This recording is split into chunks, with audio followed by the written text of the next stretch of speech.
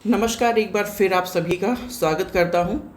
इस सेशन में हम लोग मेक आईएएस के द्वारा जो मॉक टेस्ट कराया जा रहा है उनसे रिलेटेड कुछ इंपॉर्टेंट फैक्ट डिटेल्ड आपके साथ साझा किया गया है, वो मैं आपके साथ यहाँ पर डिस्कशन करने की कोशिश करूँगा। क्योंकि जब मैंने पढ़ा तो मुझे लगा कि यहाँ पे डेटा बहुत अच्छा दिया हुआ है, कंसाइज फॉर्मेट में दिया हुआ है और हमारे एग्ज़ाम के पॉइंट ऑफ व्यू से जो चीज़ें ज़रूरी हैं वो यहाँ पर मेंशन है। दूसरी खास बात ये है कि यहाँ पर फैक्ट और कॉन्सेप्ट दोनों एक साथ दिया गया है। ज्योग्राफी के सब्जेक्ट की एक अच्छी बात ये है या एक बुरी बात भी है कि यहाँ पर 80% या 75% हमारे साथ फैक्ट प्रश्न होते हैं और 25 to 20% हमारे पास कॉन्सेप्चुअल होते हैं। बट अब जिस प्रकार से प्रश्नों की प्रवृत्तियाँ बदल रही हैं, आयोग बदल रहा है, उस हिसाब से हमने ये ऑब्जर्व किया है कि अब फैक्ट को कॉन्सेप्ट के साथ मिक्स करके पूछा जा रहा है। जैसे भारत विश्व का 6वां सबसे बड़ा देश है जनसंख्या के मामले में, और भारत विश्व का क्षेत्रफल के मामले में दूसरा सबसे बड़ा देश है। ये मैंने स्टेटमेंट में दे दिया, लेकिन आपको खास बात पता होनी चाहिए कि इसमें फैक्ट भी है। अगर फैक्ट आपको नहीं पता होगा तो आप ये प्रश्न नहीं कर पाएंगे। तो अब जो प्रश्न आ रहे हैं वो फैक्ट के साथ कॉन्सेप्ट पे भी चर्चा किया जा रहा है आपके साथ। तो मुझे लगा कि आपके साथ एक बार इसे कवर करना चाहिए, साझा करना चाहिए। सो ये चीज़ें मैं आपके लिए प्रेजेंट कर रहा हूँ। क्लियर है? अगर ये क्लास आपके लिए फ्रूटफुल रही तो यकीन मानिए हम लोग पूरे ज्योग्राफी को आपके साथ साझा करेंगे। ठीक है, पहले हम इंडियन ज्योग्राफी पे बात करेंगे, उसके बाद में फिर हम वर्ल्ड ज्योग्राफी पर बात करेंगे।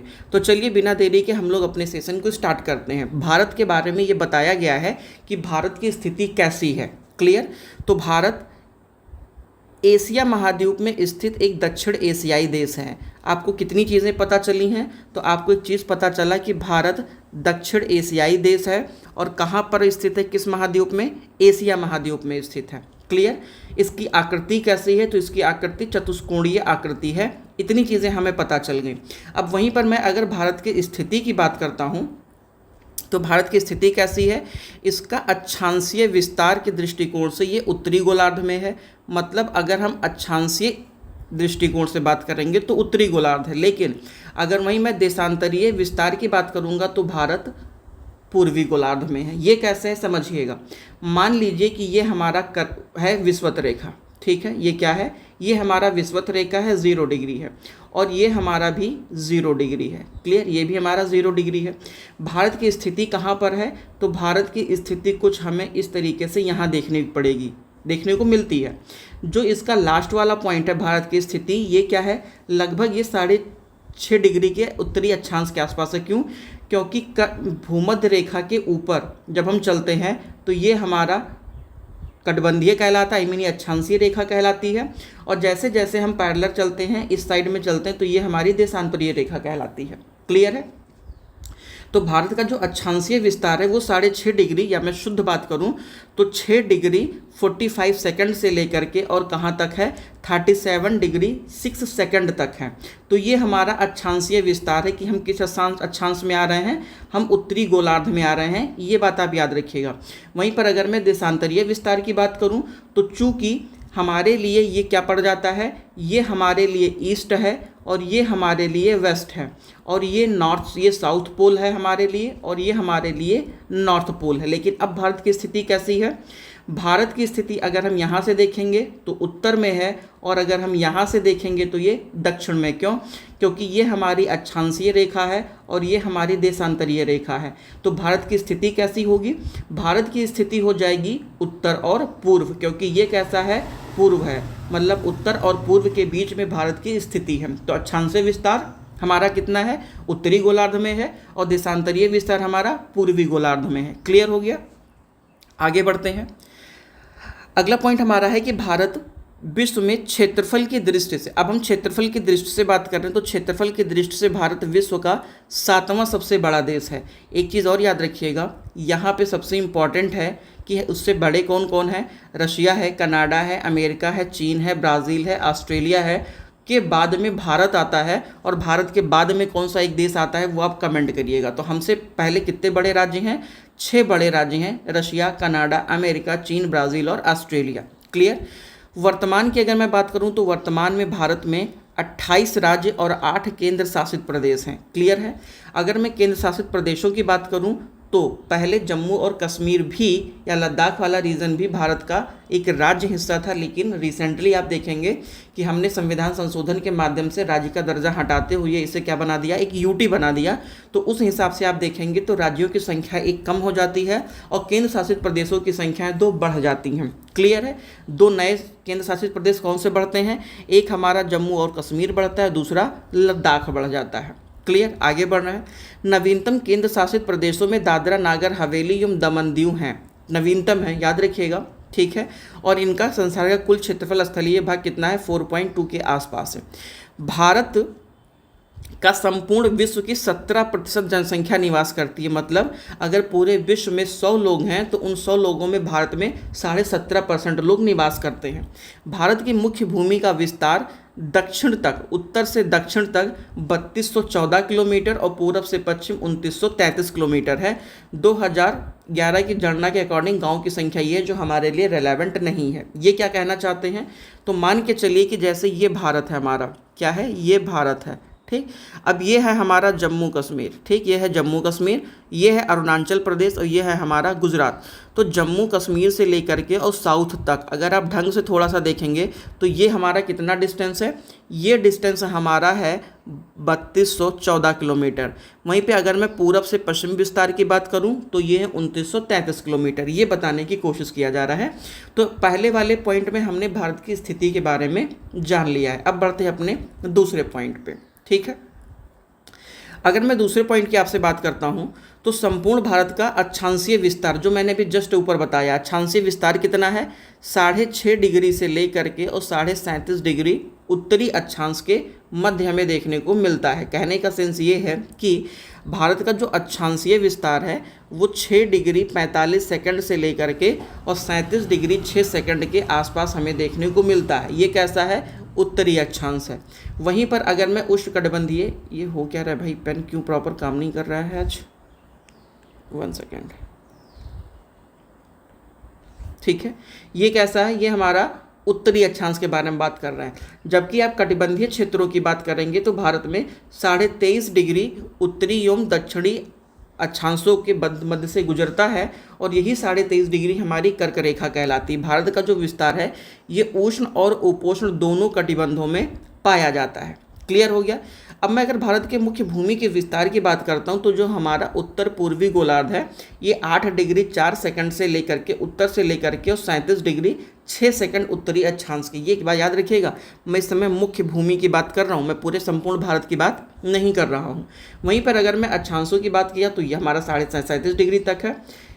वहीं अगर आप देखेंगे 68 डिग्री 7 सेकंड पूर्व से लेकर के और 97 डिग्री 25 सेकंड पूर्वी देशांतरों के मध्य स्थित है। ठीक, कर्क रेखा भारत को लगभग 2 बराबर भागों में बांटती है। 23.5 डिग्री अगर आप देखेंगे जो उत्तरी अक्षांश है नॉर्थ पोल का, ये 23.5 डिग्री उत्तरी अक्षांश हमारी कर्क रेखा कहलाती है, जो भारत के 8 राज्यों से होकर गुजरती है।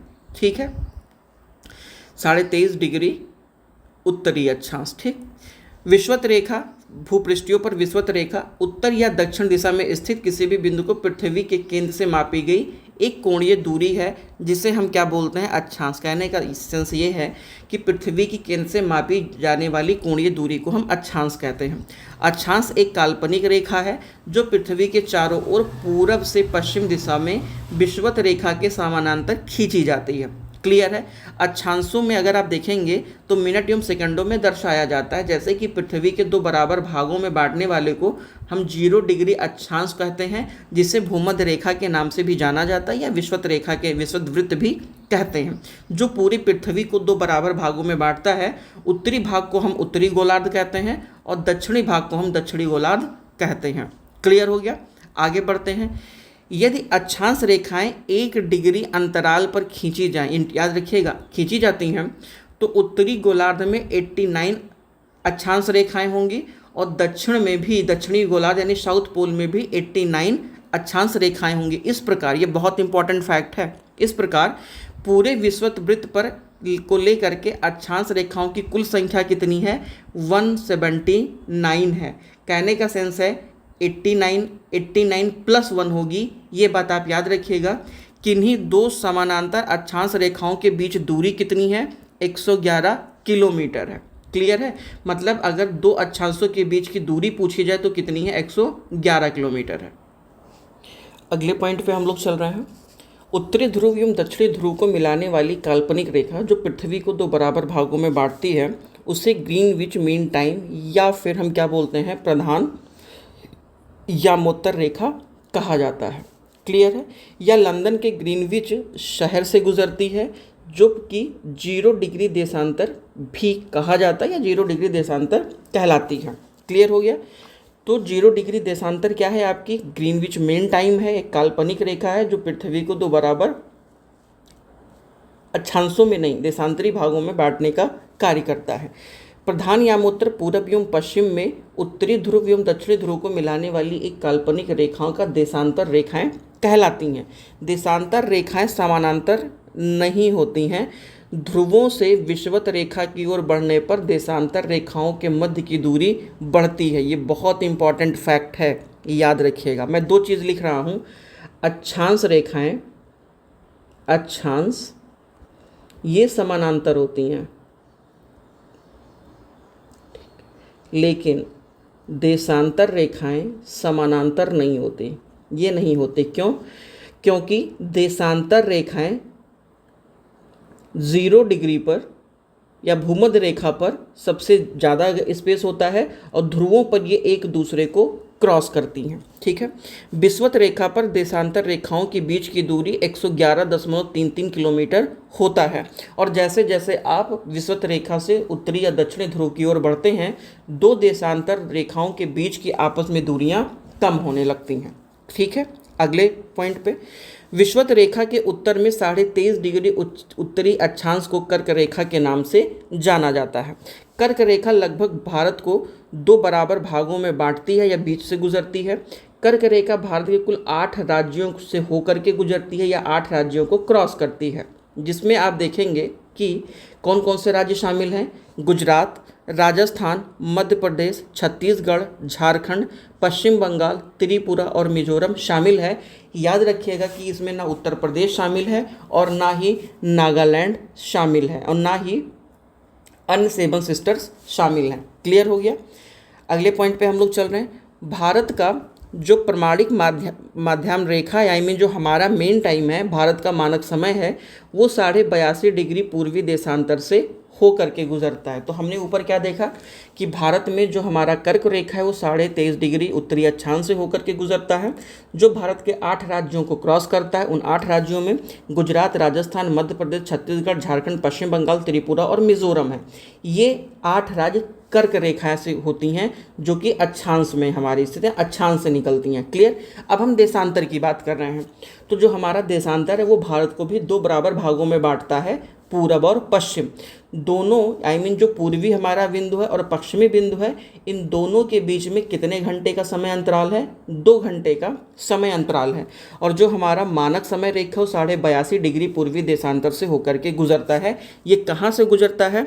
तो यह प्रयागराज के मिर्ज़ापुर से होकर के गुजरता है और भारत का मानक समय ग्रीनविच टाइम से कितने घंटा आगे है? 5.5 घंटे आगे है। क्लियर हो गया। इतनी बात आप याद रखिएगा। चूँकि भारत का देशांतरीय विस्तार सबसे बहुत ज़्यादा है, इसलिए गुजरात और अरुणाचल प्रदेश के बीच में स्थानीय समय का कितना अंतराल आता है? 2 घंटे का अंतराल आता है। जो हमारा मानक समय रेखा है वो भारत को कितने राज्यों से क्रॉस करती है? तो भारत को 8 राज्यों से क्रॉस करती है, उत्तर प्रदेश, मध्य प्रदेश, छत्तीसगढ़, उड़ीसा, आंध्र प्रदेश। क्लियर हो गया। अब याद रखिएगा एक चीज़ और, कर्क रेखा 23.5 डिग्री उत्तरी अक्षांश से गुजरती है और हमारी देशांतरीय रेखा भारत की 82.5 डिग्री पूर्वी देशांतर से होकर के गुजरती है। कर्क रेखा जहां 8 राज्यों को क्रॉस करती है, वहीं पर हमारी जो मानक समय रेखा है वो कितने राज्यों को क्रॉस करती है? 5 राज्यों को क्रॉस करती है। हमारा समय गैप कितना है? तो 5.5 घंटे का समय अंतराल है। और अगर मैं पूर्वी बिंदु और पश्चिमी बिंदु गुजरात का और अरुणाचल प्रदेश के बीच की बात करूँगा तो 2 घंटे का अंतराल देखा जाता है। आगे बढ़ते हैं। इतनी बातें हो गई। अब मैं बात करता हूँ बिंदु की। अरुणाचल प्रदेश सबसे हमारा जो पूर्वी वाला बिंदु है वो है हमारा अरुणाचल प्रदेश, उसे हम क्या बोलते हैं? किबिथु बोलते हैं। और पश्चिमी बिंदु हमारा गुजरात में, जिसे हम गोहार मोती कहते हैं, उत्तर में अगर आप देखेंगे उत्तरी राज्यों में तो वो कौन सा, हिमाचल प्रदेश है। वहीं दक्षिणी राज्यों में तमिलनाडु है। अरे अभी आप कहेंगे अरे भाई ये तुमने क्या बता दिया, अभी तक तो हम जम्मू कश्मीर समझते थे। भाई साहब जम्मू कश्मीर अब यूटी है, स्टेट नहीं है, आप गलत कर देंगे। अगर बात हो रही है किसकी, स्टेट की, तो स्टेट होगा हिमाचल प्रदेश, ना कि जम्मू कश्मीर होगा। क्लियर, याद रखिएगा। अगले बिंदु पे हम लोग चल रहे हैं। राज्य एवं केंद्र शासित प्रदेशों में सर्वाधिक उत्तरी भाग हमारा कौन सा है, लद्दाख है, और दक्षिणी भाग हमारा अंडमान निकोबार है। क्लियर हो गया। ये ऊपर आप देखेंगे तो ये हमारा भारत है, और ये ओवरऑल राज्य और केंद्र शासित प्रदेश दोनों को मिला करके कहा गया है। क्लियर हो गया। वहीं पर अगर मैं दक्षिणतम बिंदु की बात करूंगा तो भारत का जो सुदूर दक्षिणतम बिंदु है वो इंदिरा पॉइंट है। कहाँ पर है, ग्रेट निकोबार या बड़ा निकोबार में स्थित है। क्लियर हो गया। आगे बढ़ते हैं। वहीं पर अगर हमारी उत्तरी जो बिंदु है सबसे दूरस्थ वाला जो जम्मू कश्मीर में है वो कहाँ पर है, वो सियाचिन ग्लेशियर के निकट इंदिरा कॉल है, जो कि कहाँ पर, लद्दाख में हमें देखने को मिलता है। क्लियर हो गया। अब मैं भारत के अगर पड़ोसी देशों की बात करूं तो भारत में के पड़ोसी देश कौन कौन से हैं, पाकिस्तान, अफगानिस्तान, चीन, नेपाल, भूटान, म्यांमार, बांग्लादेश, मालदीव और श्रीलंका। ये भारत के सभी पड़ोसी देश हैं। लेकिन यहाँ ध्यान रखिएगा कि मालदीव और श्रीलंका के साथ भारत अपनी सीमा, स्थलीय सीमा साझा नहीं करता है बल्कि जलीय सीमा साझा करता है।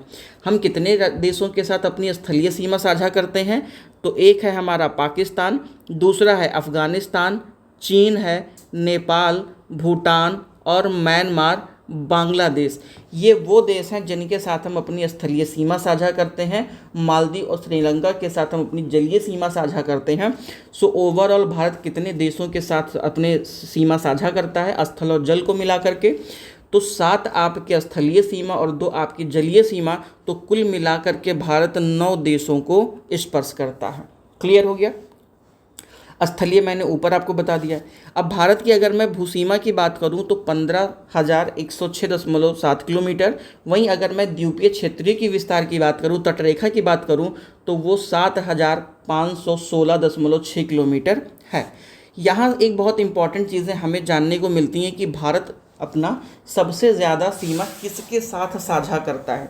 जो हमारे पास 9 राज्य हैं, 9 देश हैं, 7 स्थलीय सीमा साझा करने वाले और 2 जलीय सीमा साझा करने वाले, उनमें से भारत किसके साथ सबसे ज़्यादा सीमा साझा करता है, तो वो है हमारा, सबसे पहले आता है बांग्लादेश। बांग्लादेश के साथ भारत की जो सीमा है वो 4,096 किलोमीटर है। और भारत के कितने राज्य बांग्लादेश से जुड़े हुए हैं, तो याद रखिएगा कि 5वीं अनुसूची में जो शामिल राज्य हैं, असम, त्रिपुरा, मेघालय और मिजोरम, ये 5वीं अनुसूची में शामिल राज्य हैं। ये सब बांग्लादेश के साथ सीमा साझा करते हैं। और उन्हीं के साथ एक और है आपका पश्चिम बंगाल। क्लियर हो गया। तो बांग्लादेश का जो समस्या है याद करने का वो समाप्त हो गया। दूसरे नंबर पे चीन है। तो चीन आप भूलेंगे नहीं, क्यों, क्योंकि जैसे मान के चलिए कि ये हमारा भारत है, तो ये वाला जो पूरा का पूरा बेल्ट है, स्टेट है, ये किसके साथ साझा करेगा, चाइना के साथ। ऊपर हमारा लद्दाख हो गया, हिमाचल प्रदेश हो गया, फिर उत्तराखंड हो गया। उत्तराखंड के बाद में फिर कौन साझा करेगा, एक सिक्किम साझा करेगा और आपका अरुणाचल प्रदेश साझा करेगा। उत्तर प्रदेश चाइना के साथ सीमा साझा नहीं करता है। उत्तर प्रदेश किसके साथ सीमा साझा करता है, नेपाल के साथ साझा करता है। क्लियर। अगर मैं पाकिस्तान की बात करूं तो फिर ये वाला बेल्ट हमारा पाकिस्तान के साथ हो जाता है। आप नीचे से याद शुरुआत करिए तो कौन कौन सा आएगा।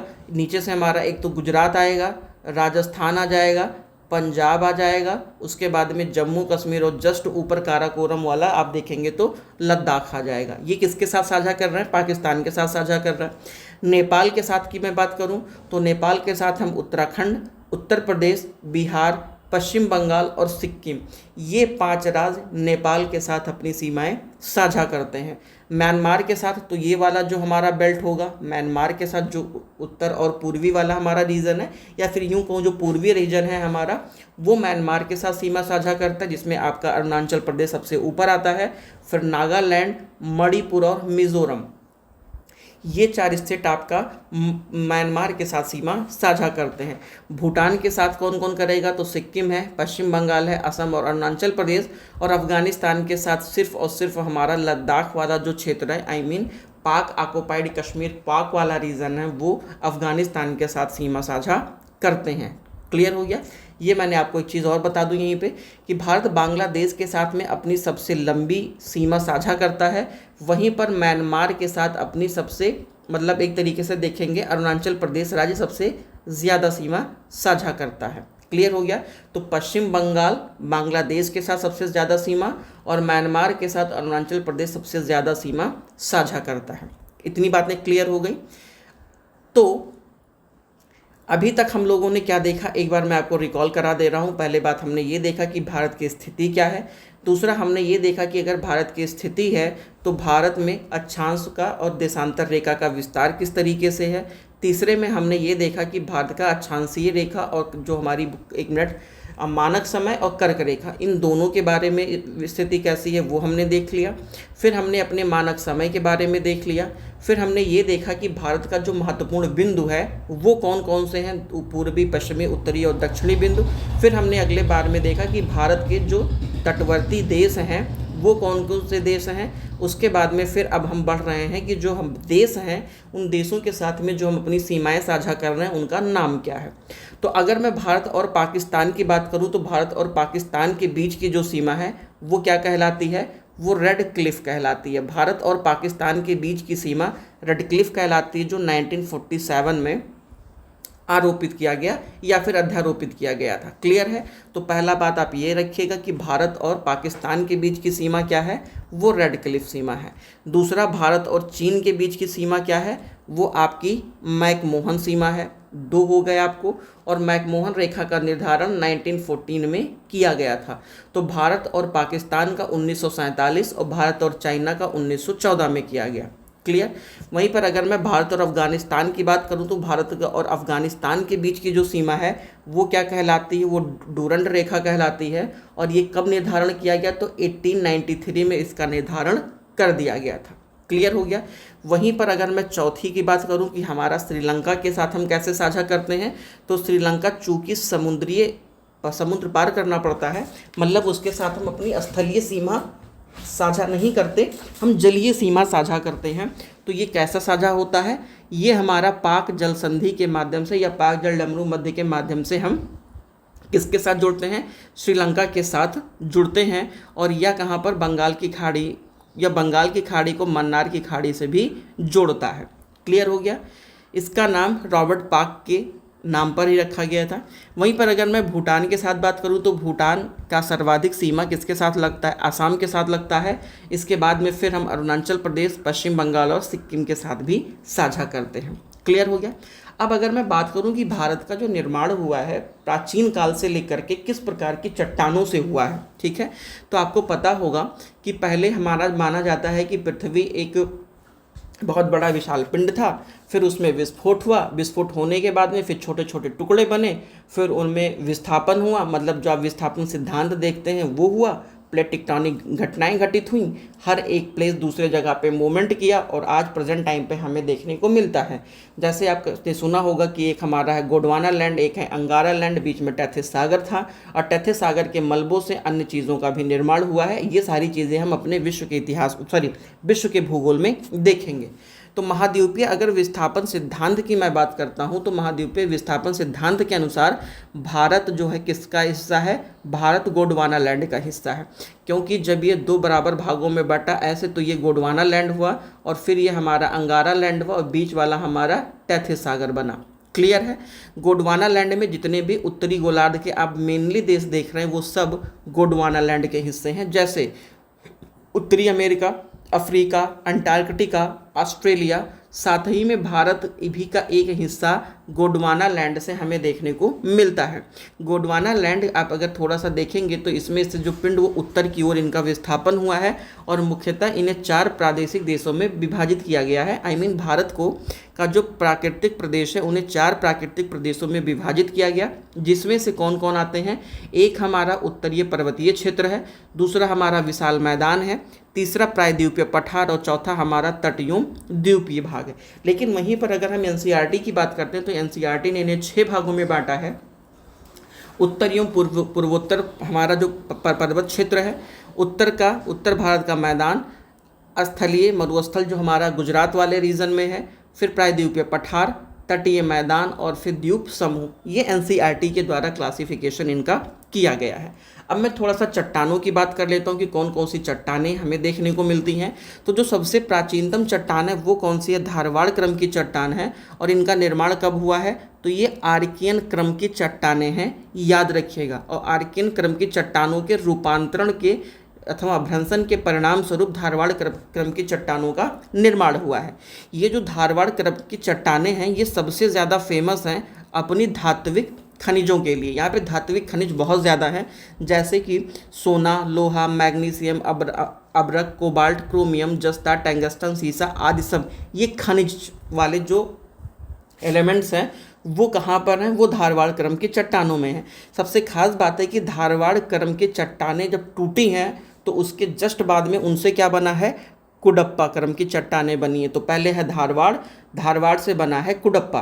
वहीं पर जब कुडप्पा के बाद में किसका निर्माण हुआ है? कुडप्पा के बाद में विंध्यन क्रम की चट्टानों का निर्माण हुआ है, जो कि आज आपको हमारे जो अवशिष्ट पर्वत हैं वो देखने को मिलते हैं। वो लगभग विंध्य क्रम की चट्टानों के आसपास या विंध्य क्रम की श्रेणी के आसपास हमें देखने को मिलते हैं। इनमें क्या क्या शामिल है? तो इसमें चूना पत्थर है, बलुआ पत्थर है, चीनी मिट्टी है और अन्य मिट्टियां भी हमें देखने को मिलती हैं विंध्यायन क्रम के पूरे के पूरे उस रीजन में। अब मैं अगर गोंडवाना क्षेत्र की बात करूं तो गोंडवाना क्षेत्र सबसे ज़्यादा कोयला के लिए फेमस है। विंध्यायन क्रम की चट्टानों के काफ़ी बाद गोंडवाना क्रम की चट्टानों का निर्माण हुआ है और भारत में अधिकांश कोयला गोंडवाना क्षेत्रों में ही पाए जाते हैं। यह क्षेत्र कोयला की उच्च श्रेणियों का भी एक क्षेत्र माना जाता है। इस क्षेत्रों में सर्वाधिक कोयला किस टाइप के हैं? वो बिटुमिनस टाइप के कोयले हैं, जिसमें सल्फर की मात्रा सबसे न्यून होती है। क्लियर हो गया?